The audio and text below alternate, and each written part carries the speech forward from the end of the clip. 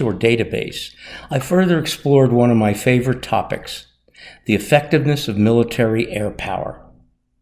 In 1921, Italian aviation pioneer General Giulio Douhet published what became the de facto holy grail of the world's air forces, the command of the air, which forecast the concept and envisioned results of what ultimately became known as strategic bombing well before there was any technical capability to actually do so. That topic is still hotly debated today.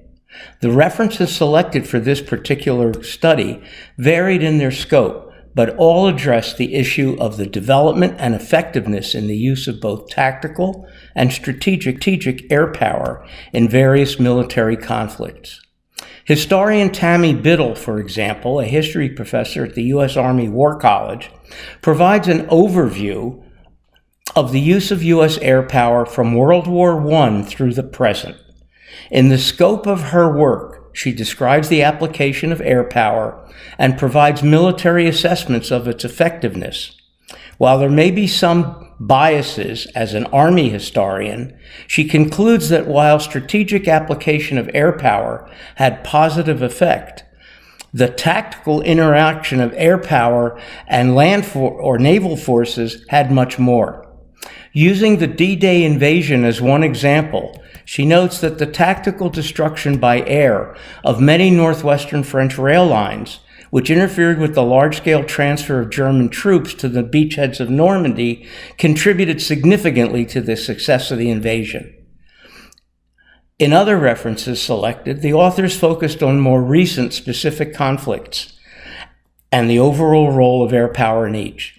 Authors Byman and Waxman focused on the only war ever fought and won solely by the application of air power, namely that of Kosovo in the late 1990s.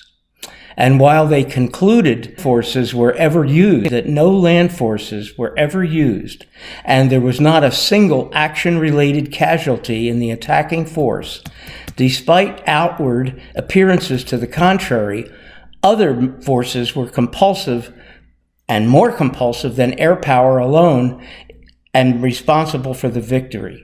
Issues such as the collapse of the Soviet Union and the inability and unwillingness of the new Russian leadership to come to the aid of the Serbs were heavily influential factors.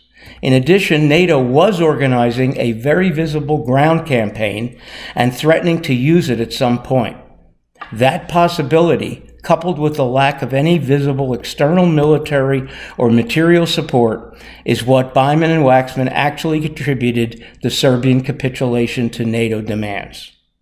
Author Robert Papp delves into the first Iraq War, where a 6-week strategic air campaign preceded the start of ground action.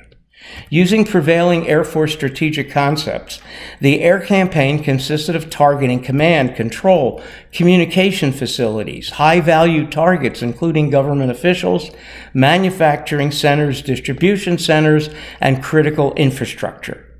As Iraq was a fairly decentralized and less developed industrial society, those attacks are claimed by the authors to have made relatively minor reductions in Iraq's capability of conducting war.